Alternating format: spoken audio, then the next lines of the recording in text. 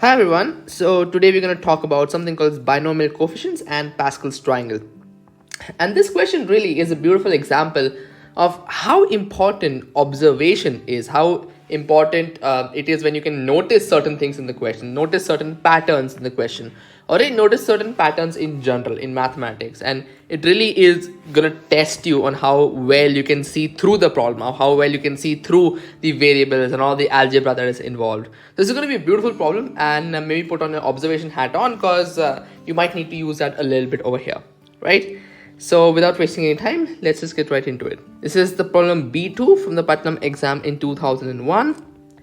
And in this video, we're going to learn how we can learn about binomial coefficients and the Pascal's triangle, of course. Then we are also going to see how we can observe certain binomial coefficients in a system of equations. So this observation, this tool of observation is really what I want to stress on in this video, how important observation is. Then obviously we have book sessions of college mathematics, and at the end, a similar but challenging problem. This video is sponsored by Cheenta.com. Since 2010, Cheenta has trained thousands of students from all around the world in mathematical Olympiads, physics Olympiads, computer science and informatics Olympiads, ISI CMI entrances, and research projects for school and college students. Okay, so we need to find all real numbers x comma y that satisfies the given system of equations, and there are two equations given to us obviously, and let me just label them as 1 and 2.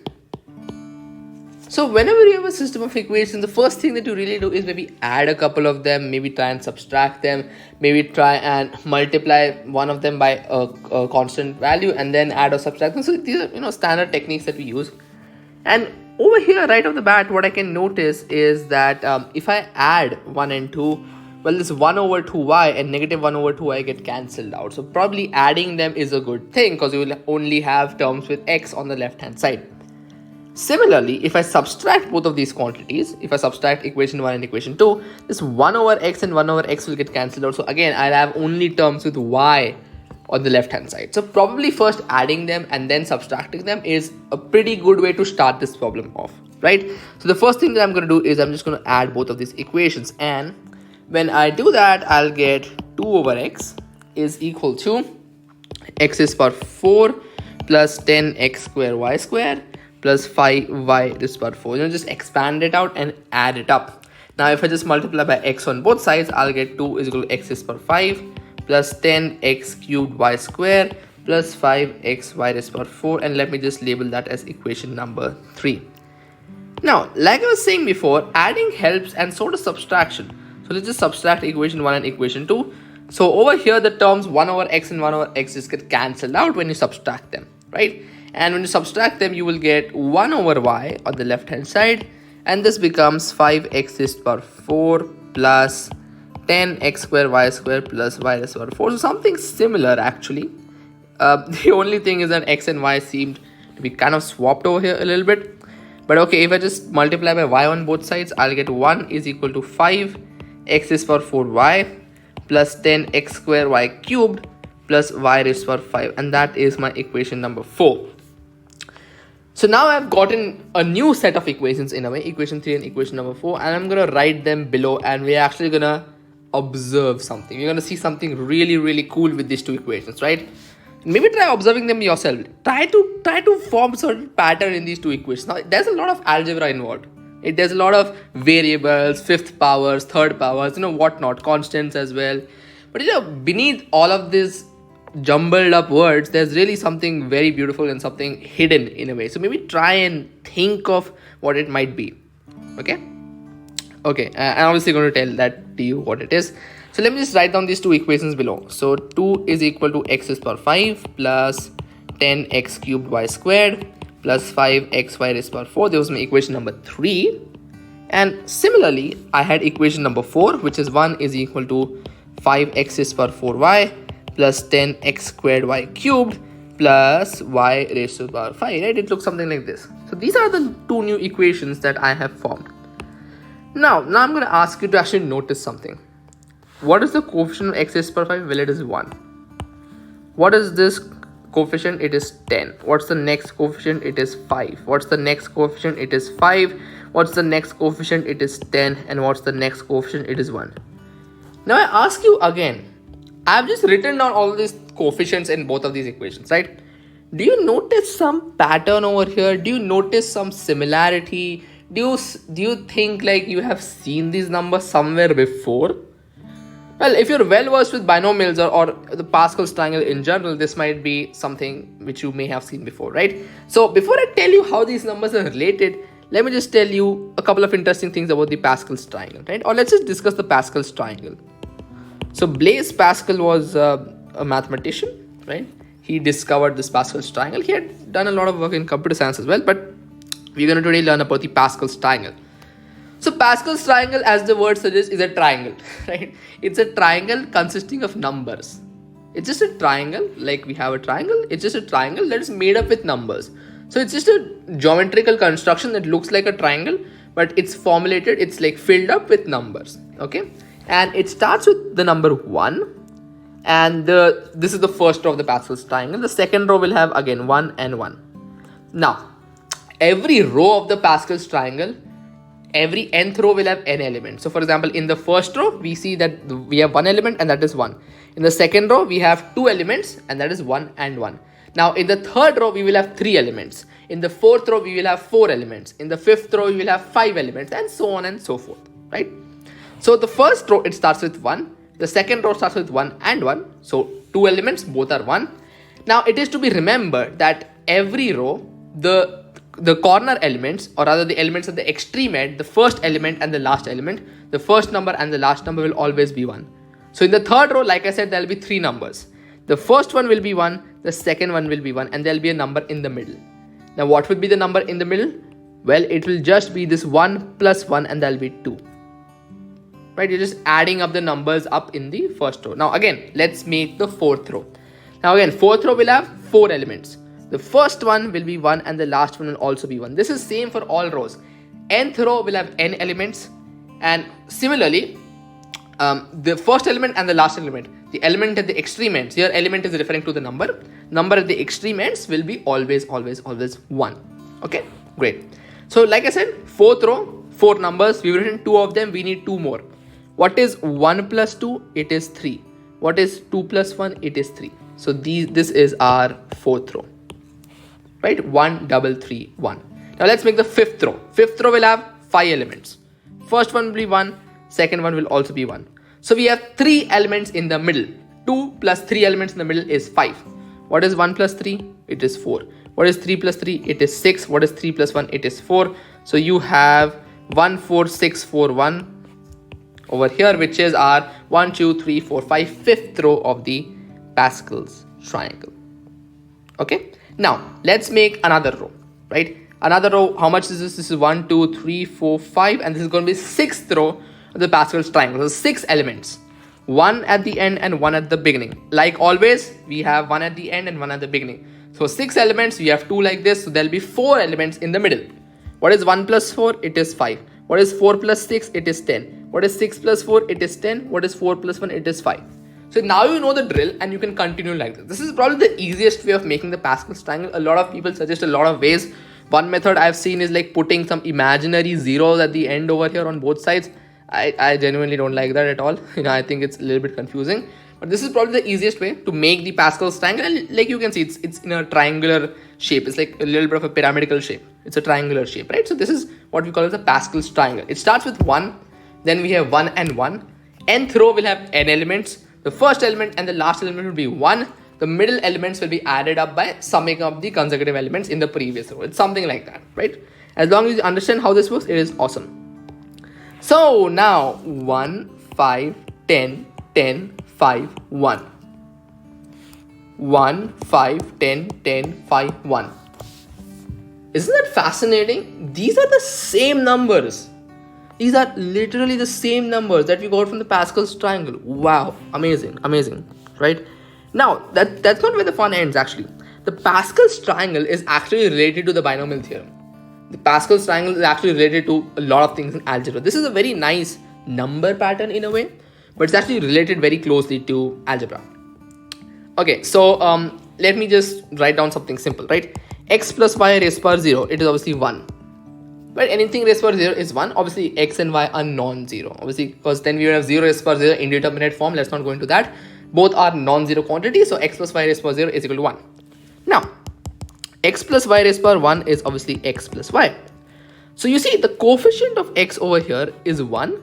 Similar, the coefficient of y over here is 1. So we started with x plus y raised power 0, which is 1. And we get 1 over here. Then the coefficient of x over here is 1, the coefficient of y over here is 1, so again we get 1 and 1, right? Now x plus y whole square is equal to x square plus 2xy plus y square. So 1 over here, 2 over here and 1 over here. The coefficients are 1, 2 and 1.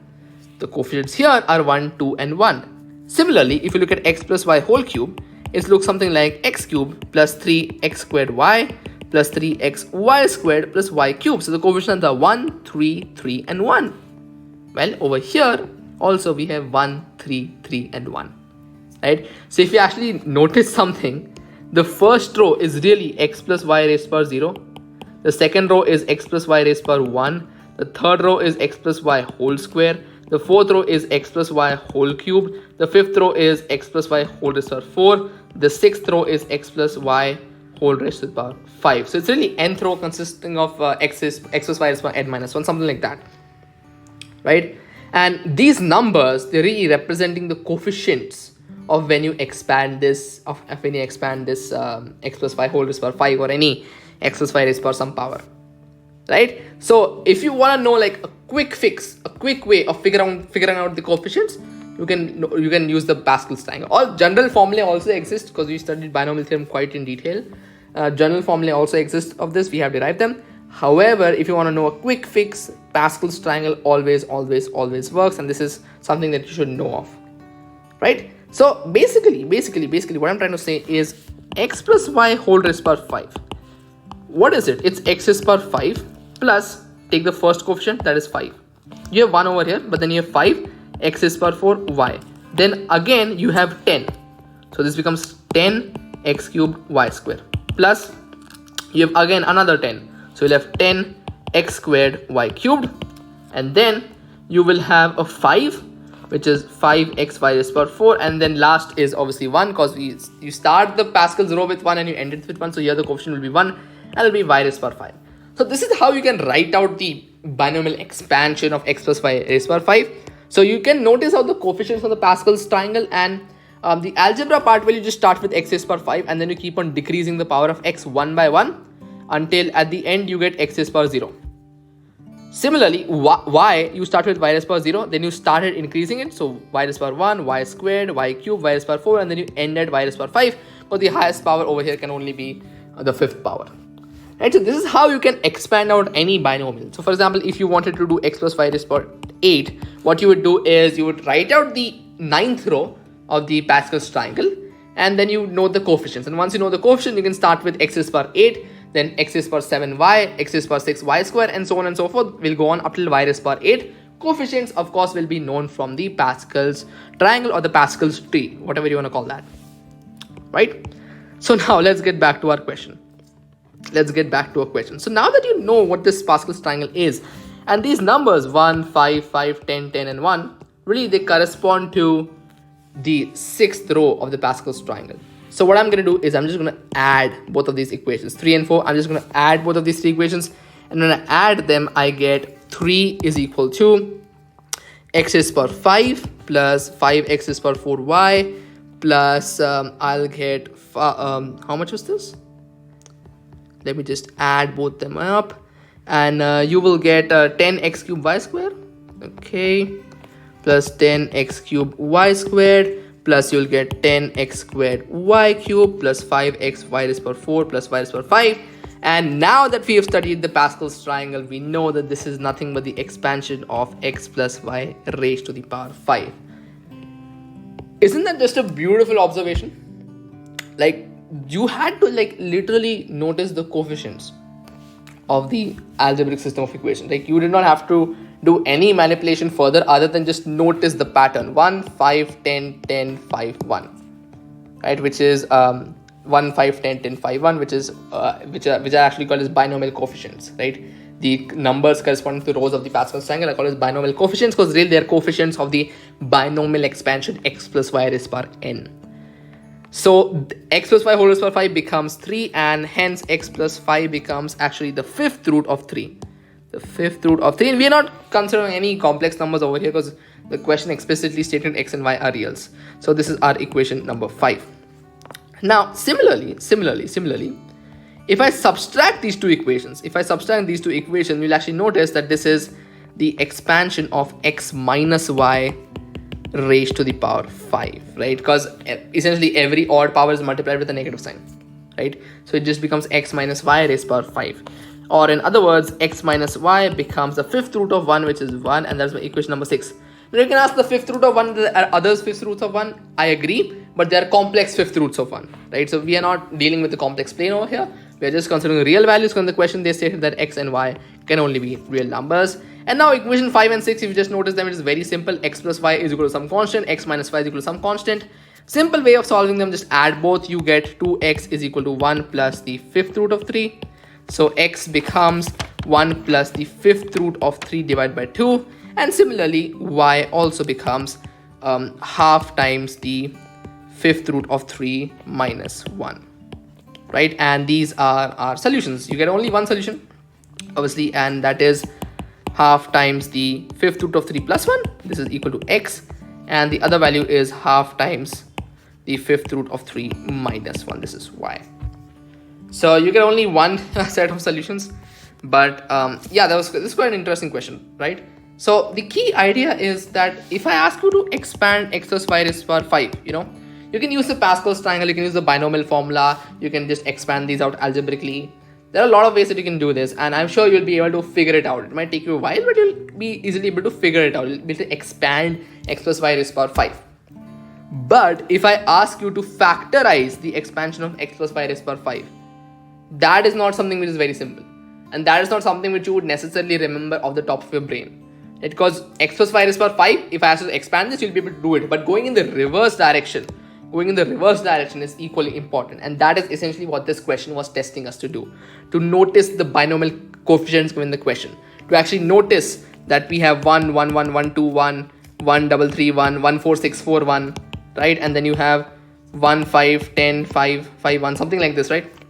So it's just very, very important to actually roughly know what the binomial coefficients look like. Very rough idea, up till the first 6 or 7 rows is what this question was expecting you to know. A little bit of a rough idea how these binomial coefficients look like, right? So, and that is essentially what this question was all about, observing that the coefficients can actually be binomial coefficients. And I think that was a beautiful question, and hope you learned something from it. Okay, so we have some book sessions of college mathematics: Introduction to Real Analysis, Principles of Mathematical Analysis by Rudin, Calculus Volume 1 and Volume 2 by Apostle, Topology, Contemporary Abstract Algebra by Gillian, Topics in Algebra by Herstein, Abstract Algebra by Dumit and Foote, and Linear Algebra done right by Axler. So at the end, we have a similar but challenging problem, and find the number of ordered pairs m, n, so that m choose n is equal to m plus n. So quite an interesting question, actually. You might have to think about this a little bit. So try it out, and if you're able to do it, let me know. Until then, I'll see you in the next video. Thank you very much, and bye-bye. Cheenta programs are designed for students who are passionate about mathematics. And they are personalized with one-on-one training, individual evaluation, and remedial sessions.